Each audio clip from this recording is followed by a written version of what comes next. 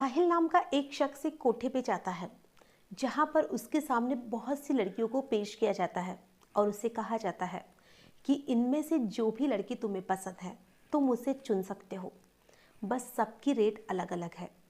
तो साहिल सारी लड़कियों की तरफ अपनी नजरें दौड़ाता है और वो उनमें से एक लड़की की तरफ देखता है जो कि बहुत ही ज़्यादा डरी हुई थी, सहमी हुई थी और उसने अपनी नजरें झुका रखी थी। तो साहिल जब उसे देखता है तो साहिल को पता चलता है कि ये तो उसकी पत्नी तान्या है। अब वो उस औरत से कहता है कि मुझे यही लड़की चाहिए और वो तान्या को लेकर कमरे में चला जाता है जहाँ पर वो तान्या से पूछता है कि तुम यहाँ पर कैसे आई। तो तान्या जो उसे बताती है उससे सुनकर साहिल भी बुरी तरह से चौंक जाता है और वो डर भी जाता है कि आखिर में वो अब अपनी पत्नी को इस कोठे से कैसे आज़ाद करवाए।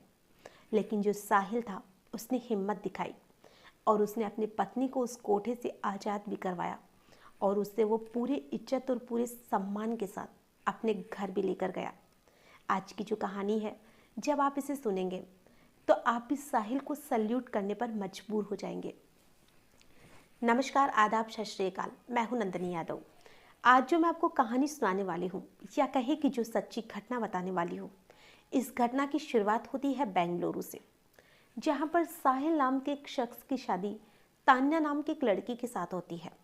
इन दोनों की शादी को अभी 2 महीने का ही वक्त बीता था। सब कुछ बहुत अच्छा चल रहा था। लेकिन जो साहिल है उसके पास एक दिन उसके ऑफिस से कॉल आता है और उसे कहा जाता है कि तुम्हें किसी ज़रूरी काम से मुंबई जाना है। अब जो साहिल था वो जाना तो नहीं चाहता था, लेकिन उसकी मजबूरी थी। अब जो साहिल था वो अपनी पत्नी तान्या से कहता है कि मैं भी तुम्हें छोड़कर तो नहीं जाना चाहता हूँ, लेकिन मुझे ऑफिस का ज़रूरी काम है, तो मैं 1 हफ्ते में वापस लौट आऊँगा। अब जो तान्या थी वो अपने पति से कहती है कि कोई बात नहीं, आपको काम है तो आप जा सकते हैं। तो जो साहिल था वो मुंबई पहुंच जाता है।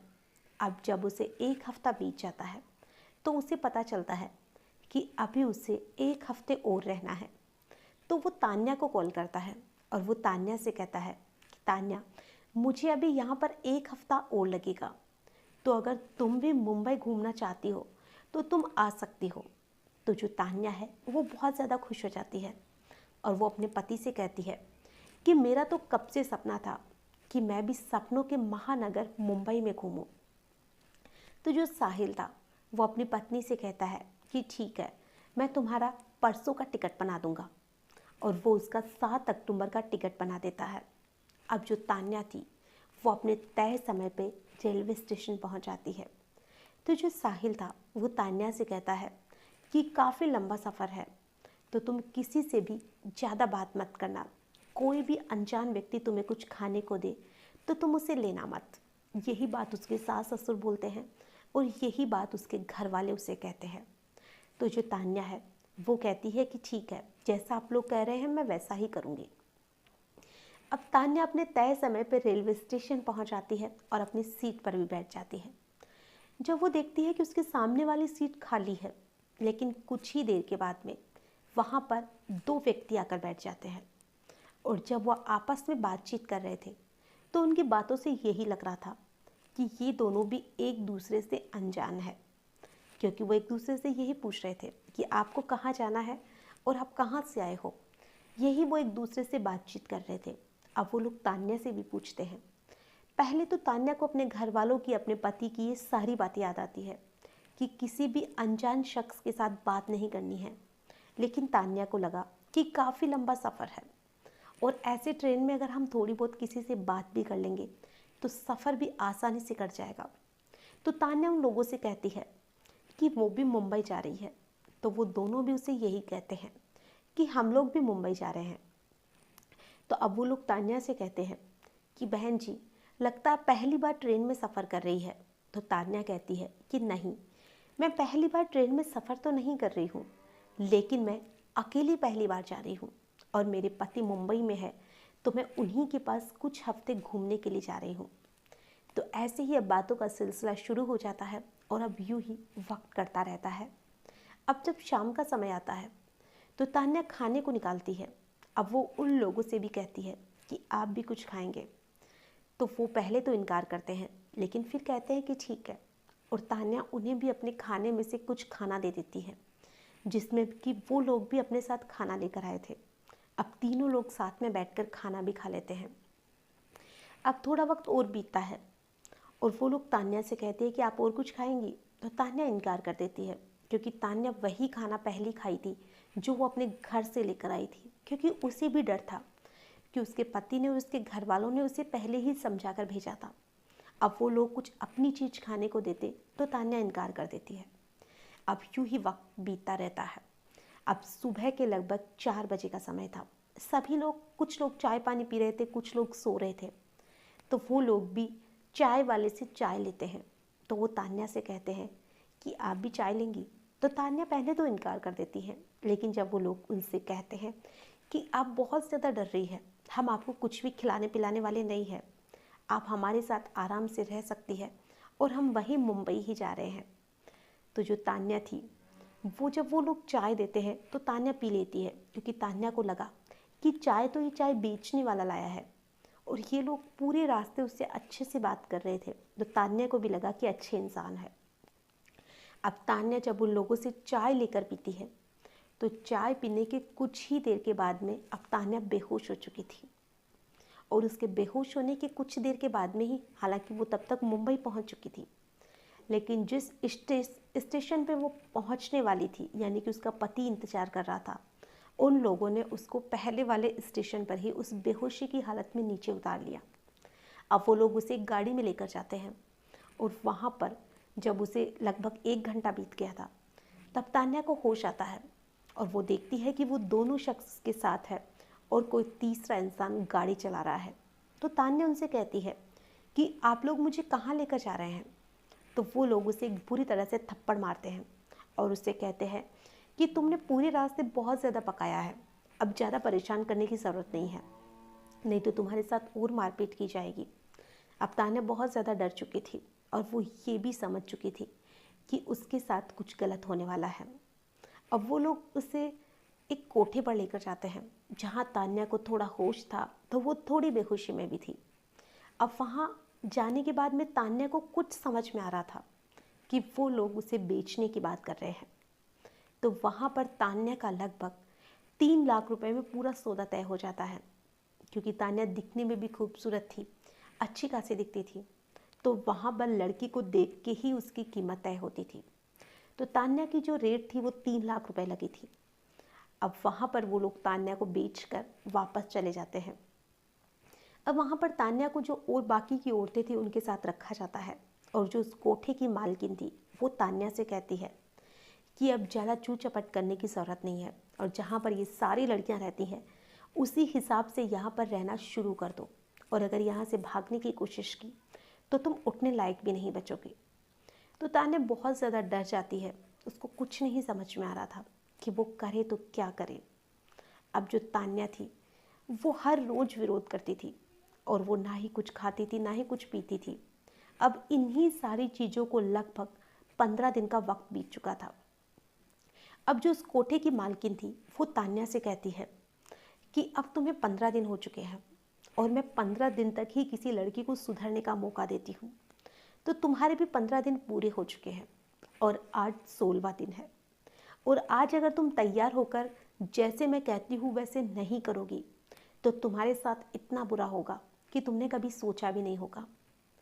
तो जो तो तान्या थी वो बहुत ज़्यादा डर जाती है, और बाकी की लड़कियां भी उसे समझाती है कि अगर यहाँ रहकर विरोध किया गया तो अच्छा नहीं होगा, तुम्हारे साथ बहुत ज़्यादा बुरा किया जाएगा, तो तुम्हें अगर विरोध करना ही है तो यहाँ से उठकर करो। उन लोगों को ये मत दिखाओ कि तुम इनका विरोध कर रही हो। अब जो तान्या थी वो 16वें दिन तैयार हो जाती है। अब तान्या को एक शख्स के साथ एक कमरे में भेजा जाता है, और वहाँ पर जब तान्या उसके पास पहली बार गई थी, क्योंकि वो तान्या का उस कोठे में पहला दिन था जब उसे किसी के पास कमरे में भेजा गया था, तान्या उस शख्स के पास जैसे ही जाती है वो शख्स उसे ठीक लगा। अब तान्या बुरी तरह से उसके सामने रोने लग जाती है और उससे कहती है कि मुझे यहाँ पर ज़बरदस्ती लाया गया है और मुझे आपकी मदद की ज़रूरत है। मुझे यहाँ पर कुछ लोग धोखे से लाए हैं, मैं अपने पति से मिलने आई थी। तो वो उस इंसान से बहुत ही ज़्यादा रिक्वेस्ट करती है कि कैसे भी करके मुझे यहाँ से निकालने में आप मेरी मदद कर दीजिए। और जो वो इंसान था वो शायद कोई अच्छा इंसान था, जो तान्या से कहता है कि बताइए मैं आपकी क्या मदद कर सकता हूँ। तो तान्या उसे कहती है कि मुझे बस आपका मोबाइल चाहिए। तो वो तान्या को अपना मोबाइल फ़ोन दे देता है। अब जो तान्या थी, जिसे कि अपने पति के नंबर याद थे, तो वो अपने पति को कॉल करती है। उधर जो उसका पति 15 दिन से वो अपनी पत्नी को हर जगह ढूंढ चुका था। जिस रेलवे स्टेशन पर वो उतरने वाली थी वहाँ के उसने सीसीटीवी कैमरा चेक करवाए, जहाँ वो बैठी थी वहाँ के करवाए, हर जगह वो उसे ढूंढ के थक चुका था। अब वो हर दिन बस अपना फ़ोन देखा करता था कि शायद कभी तो तान्या का फ़ोन आ जाए। और वो दिन उसकी ज़िंदगी का बहुत ही अच्छा दिन था, जिस दिन उसके फ़ोन पर घंटी बजती है और जैसे ही वो फ़ोन उठाता है उधर से रोते हुए आवाज़ आती है कि साहिल, मैं तान्या बोल रही हूँ। और जब वो तान्या की आवाज़ सुनता है तो वो खुद भी बुरी तरह से रोने लग जाता है। और वो तान्या से कहता है कि तान्या तुम कैसी हो, तुम कहाँ हो। वो तान्या से बहुत सारे सवाल करता है। तो तान्या उसे एक ही बात कहती है कि साहिल, मैं नहीं जानती कि मैं कहाँ हूँ, लेकिन मैं एक कोठे पे हूँ और मुझे कैसे भी करके यहाँ से बाहर निकाल दो। अब जो उसका पति है वो उस इंसान से बात करने के लिए कहता है जिसका कि उसने फ़ोन लिया था। और वो इंसान अपनी इंसानियत दिखाते हुए उसके पति को वो सारा एड्रेस बता देता है कि जिस कोठे में तान्या थी। अब उधर वो इंसान तो वापस चला जाता है।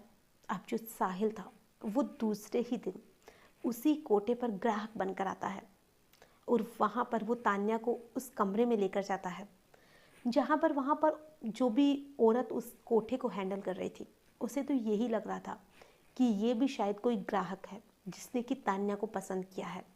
वो नहीं जानती थी कि ये उसका पति ही है। अब जो साहिल था वो तान्या को जब कमरे में लेकर गया तो तान्या बुरी तरह से रोने लग जाती है।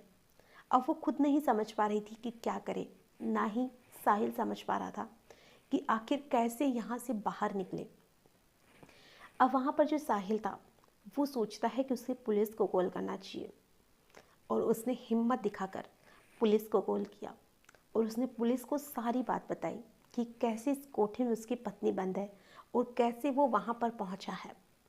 और जो मुंबई पुलिस थी वो भी सल्यूट की हकदार थी कि पुलिस ने भी साहिल की जो फ़ोन कॉल आया था उस कॉल को उन्होंने भी सीरियसली लिया और जो पुलिस वाले थे वो भी उस कोठे पर अपनी पूरी टीम के साथ पहुंचते हैं और वहाँ पर जो तान्या थी उसे और साहिल को, बाकी की भी ऐसे ना जाने वहाँ पर कितनी ही औरतें थी जिन्हें कि वहाँ पर ज़बरदस्ती लाया गया था, उन सभी को उस कोठे से आज़ाद करवाया जाता है।